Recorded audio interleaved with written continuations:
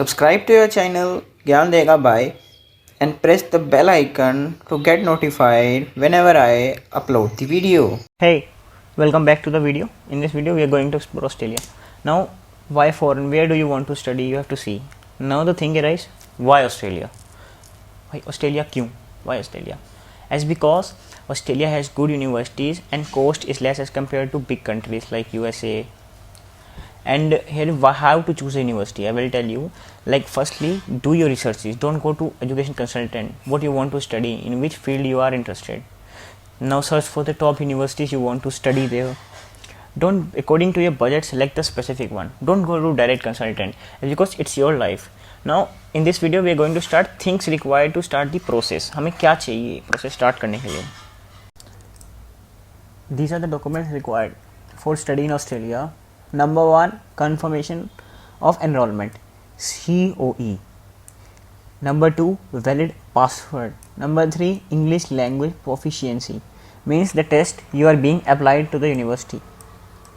Number 4, health checkup and insurance of your.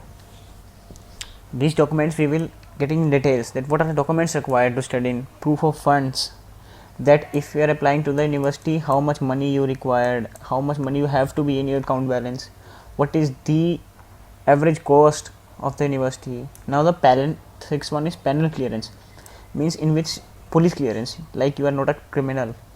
Number 7 is certified copies of academic transcript and passport, means you have to, your academics transcript are to be certified. Number 8 is 4 passport size photographs. Number 9 are debit card and credit card. Now we will having the full detail, and your class 10th mark sheets, class 11th mark sheets, 12th mark sheets, 12th mark sheets, and many more. We will start now. Now what is COE? ये COE होती क्या है? ये ना university देती है तुम्हें, जैसे तुमने जिस किसी यूनिवर्सिटी के लिए अप्लाई किया, ये बताती है मार्क्स की, कितने आपको मार्क्स मिले. Issued by university institute you would have applied to. Marks out of which registered student. It is also certified that validate the course you are applying to is approved by registered under the Commonwealth Register of Institute of Course. मतलब कि visa लेने के लिए एक तुम्हें COE letter चाहिए होता है, वो तुम्हें यूनिवर्सिटी प्रोवाइड करती है, गवर्नमेंट की तरफ से होता है वो. अगर इंग्लिश लैंग्वेज का कोर्स लेना है तो फाउंडेशन कोर्स के लिए मेन डिग्री प्रोग्राम चाहिए. Independent COE for this course you are interested to, means ये गवर्नमेंट ही प्रोवाइड, वो यूनिवर्सिटी प्रोवाइड करेगी तुम्हें. अगर तुम उस यूनिवर्सिटी को अप्रोच करते हो तो वो यूनिवर्सिटी बताएगी तुम्हें कि तुम एलिजिबल होगे नहीं इस कोर्स के लिए. मीन्स एक टाइप से ऑफर लेटर हो गया कि हाँ हम एक्सेप्ट करते हैं तुम्हें. इसको हम COE बोलते हैं. Number 2, valid password. अब पासवर्ड तो चाहिए बाहर जाने के लिए, वीज़ा की एप्लीकेशन के लिए. So at the time of application you must have a valid password. Valid password का मतलब कि उसकी वैलिडिटी कम से कम 6 महीने तो हो. तुम्हारा लगा कि वैलिड पासवर्ड नहीं है और तुम्हारा वैलिड पासवर्ड एक्सपायर हो रहा है, तो तुम क्या करोगे? उसको रिन्यू करवाओगे ना, तो उसकी रिन्यूएशन ज़रूरी है. एग्जांपल दिया हुआ है, देखो. फॉर एग्जांपल, अगर तुम वीज़ा के लिए अप्लाई कर रहे हो जुलाई 1 को, तो एप्लीकेशन के वक्त तुम्हारा कम से कम उसकी वैलिडिटी जनवरी 2016 तक होनी चाहिए. नहीं तो जब तुम फाइल लगा रहे हो तो उसके बाद भी तुम अपडेट करा सकते हो. अब बात आती है इंग्लिश लैंग्वेज प्रोफिशिएंसी की. इंग्लिश लैंग्वेज प्रोफिशिएंसी मीन्स कि सर्टिफिकेट इशू होते हैं हम इंडियन स्टूडेंट्स को. हम इंडिया के चैनल है तो इंडियंस के बारे में बात करते हैं हम पहले.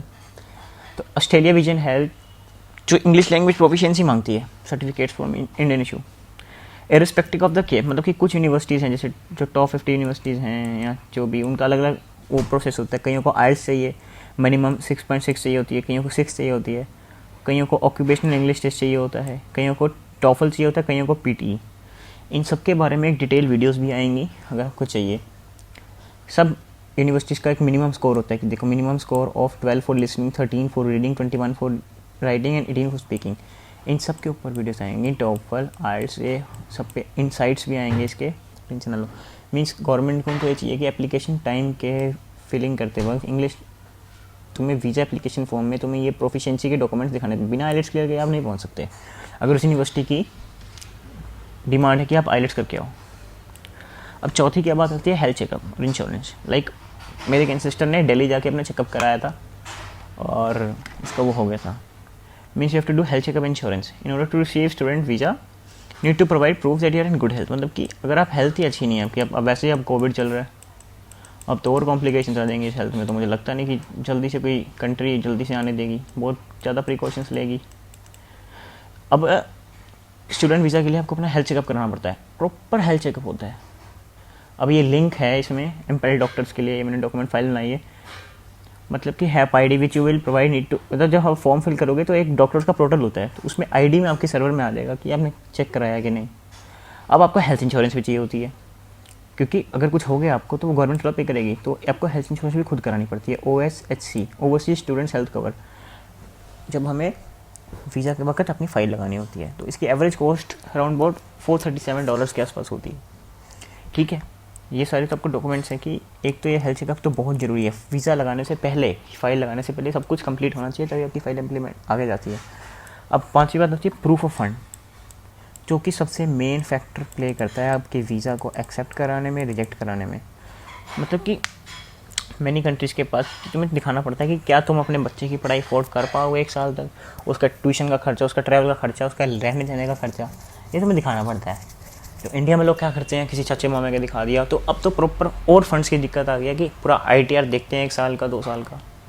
तो अगर तुम प्लान कर रहे हो 2023 या 24 में जाने के लिए, 22 में जाने के लिए, तो अपनी फ़ंड्स को क्लियर रखो, कुछ ना कुछ करोगे तुम्हारे फंड्स क्लियर रहें। ये फंड्स बहुत ज़्यादा रिजेक्शन लाते हैं आपके वीज़ा से। तो you should provide documents that declare that you have sufficient funds to cover the duration of your stay in Australia, especially funds to travel cost, living cost and tuition fees। ये बहुत ज़रूरी है, इसके बिना तुम्हारा visa लगना थोड़ा complicated हो जाता है, प्लीज़ इस पर ध्यान देना। क्योंकि प्रूफ ऑफ फंड्स हैं तुम्हारे पास, ठीक है, तुम पढ़ा रहे हो, तुमने लोन लिया अपने घर पे, तुमने कुछ किया, अगर तुम्हारे पास फंड प्रॉपर है तभी तुम जा सकते हो, नहीं तो फंड्स की दिक्कत के कारण कुछ बच्चे रह जाते हैं, आईलेट्स क्लियर होता है, सब कुछ होता है। अब बात आती है सिक्स डॉक्यूमेंट पैनल क्लियरेंस। ये क्या होता है कि हम टेररिस्ट तो नहीं है, ये पुलिस हमारे एक पैनल क्लियरेंस देगी, आएगी हमारे घर में, देखेगी, वो तो पासपोर्ट के वक्त भी होता है, लेकिन इस टाइम फिर ज़रूरी होता है। पैनल क्लियरेंस क्या होती है, स्टूडेंट प्लान कर रहे हैं स्टडी के लिए, तो कैरेक्टर है कि तुम ठीक तो, तुम्हारा कोई क्रिमिनल रिकॉर्ड तो नहीं है, क्योंकि कोई कंट्री क्यों क्रिमिनल्स को अपनी कंट्री में आने देगी, सिंपल सी बात है। ये duly sign test by regional passport officer. For more information you can go to this link. अब इन लिंक्स को मैं डिस्क्रिप्शन में दे दूंगा, किसी को प्रॉपर देखना हो तो बता देना। पैनल क्लियरेंस का लिंक, एम्पायर डॉक्टर्स का लिंक, और ये COE होती क्या है, प्रॉपर इसकी साइट्स कहाँ पर है, कहोगे तो मैं डॉक्यूमेंट में दे दूँगा, कोई इंटरेस्टेड हो कमेंट करके बता देना।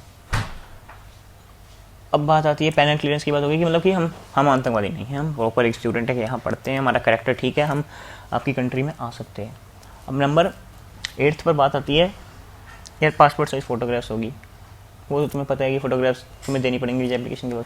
एक 7th की बात आती है कि जो तुमने पढ़ाई की है उसकी true copies of your academic document डली असाइंड।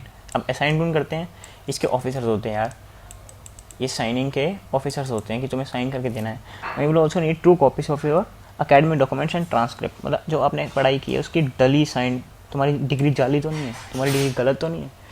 कई बार क्या करते हैं कुछ बच्चे फेक डिग्री से, पहले तो बच्चे लोग फेक डिग्री से भी जाने लग गए थे, आज भी जाते हैं, 5 लाख में फेक डिग्री बन जाती है और लोग बाहर चले जाते हैं। अब फेकिज्म को प्रोवाइड करने के लिए उन्होंने क्या करा है कि थोड़ा ट्रांसपेरेंसी दिखाइए कि क्या हम कुछ कर सकते हैं, क्या फेक ना हो, उसको डली साइन कराते हैं। अब लास्ट है क्रेडिट कार्ड और डेबिट कार्ड, मतलब कि आपको जो फीस पे करनी होती है वो ऑनलाइन करनी होती है वीज़ा एप्लीकेशन की, तो स्टूडेंट पे डिपेंड करता है। और भी बहुत सारे फैक्टर्स होते हैं, जैसे मेन आता है तुम्हारे जो तुमने लास्ट, तो अगर तुम 12th के बाद जा रहे हो वहाँ पे ऑस्ट्रेलिया पढ़ने, तो तुम्हें अपनी 12th की मार्कशीट दिखानी पड़ेगी। अगर तुम ग्रेजुएशन के बाद जा रहे हो तो ग्रेजुएशन की तुम्हें डली असाइन करानी पड़ेगी। ये सब कुछ तुम्हारे पर डिपेंड करता है तुमने क्या करना है।